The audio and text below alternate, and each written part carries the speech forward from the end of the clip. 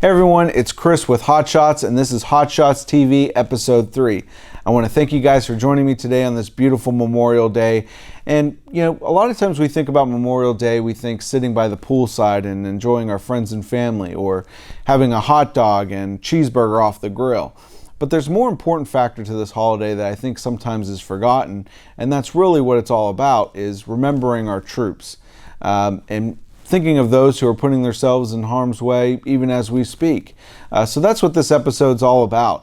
It's about remembrance of the troops, but I wanted to kind of put a twist on it to where, it has to do with coffee. And so what better kind of combination is understanding the coffee in the military. And so that's what this episode is going to be about. So stay tuned and enjoy. So in thinking about coffee in the military, we really need to start back in the 1700s at a place called the Green Dragon. Now the Green Dragon was a place that served beer and alcohol as a tavern, but it also served coffee. And it is said that the Boston Tea Party was actually planned there, as well as our founding fathers used to meet there to plan the birth of our great nation that we know it today. If you know the story about the Boston Tea Party, then you also can imagine that coffee really increased and got its start in America after that incident happened. And it really became the staple as we know it today. Coffee in the military has always been known as a kind of a salvation, if you will. A lot of soldiers and generals have always considered it this way. And when we think about that, what does that mean, a salvation? Well, a couple things. One is it really helped the military in morale and boosting, and actually in some instances even winning battles, it's said. But not only that, it also has been a salvation by bringing a sense of home and comfort to our troops on the front lines.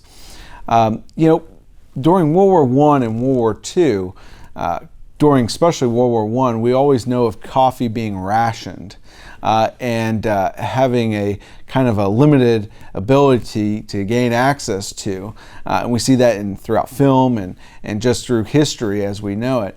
But during World War I, there was actually, is when they created instant coffee as we know it today. And instant coffee was able to now, when you were a soldier being given coffee, it wasn't just a jar or tin that would net you about 10 servings. Now it can net you about 100 servings of coffee. And it's said that troops during World War I and World War II, when you didn't have this ground coffee or what have you, or if you think about the ability to boil water or not have access to a kitchen, you would actually just take grounds of this coffee, instant coffee or not, and throw it in your mouth along with some sugar, and that was be able to keep you up and keep you awake in the fight, if you will. Another thing that's kind of interesting too is it is said that during World War I, troops were given not only this ground coffee, but in the butt stocks of their rifles and carbines also had the ability to get coffee, and it was actually had a grinder attached to it so that you could actually grind your coffee right there on the battlefront, which is something that's pretty amazing. Now during World War II, the rationing really picked up. You were rationed sugars, coffees, all these different items. And it wasn't just military, it was civilians as well. And it was said that, for every pound of coffee, you were given it every 5 to 6 weeks. And if you do the math on that, you were actually netted about 1 cup per day with that. Now, I don't know about you, but I know with me and our business, 1 cup doesn't get you a very long way just doing the day-to-day work that you have to do. But imagine if you were on the battlefield, what 1 cup of coffee could do. Really, would love to do more than that. And a lot of times they did. And what they did was they actually took the coffee that they brew earlier that day or in the morning, sacked it up, and then would actually reuse it later on. And this was dubbed the Roosevelt coffee for the fact that you would actually rebrew the coffee again, which is something very interesting. In today's military, coffee is still a staple as it is in our daily lives today.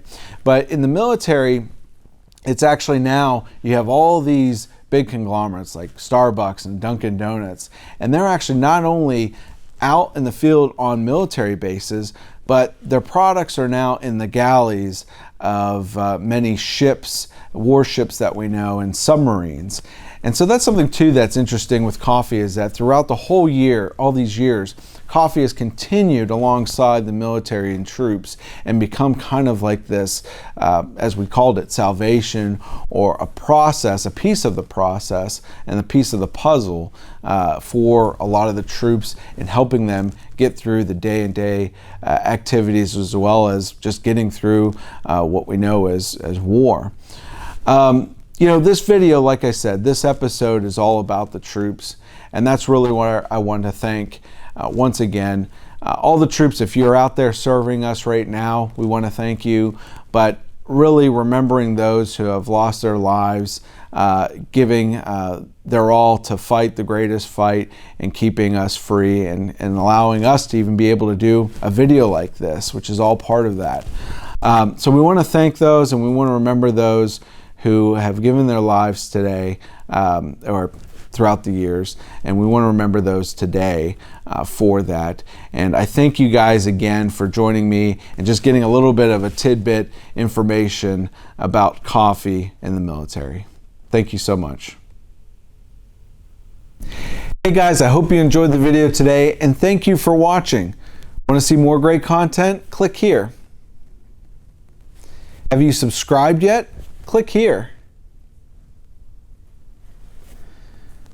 Have you been to hotshotscatering.com and find out why we are the best gourmet coffee caterer in Dallas? Type that in your browser right now.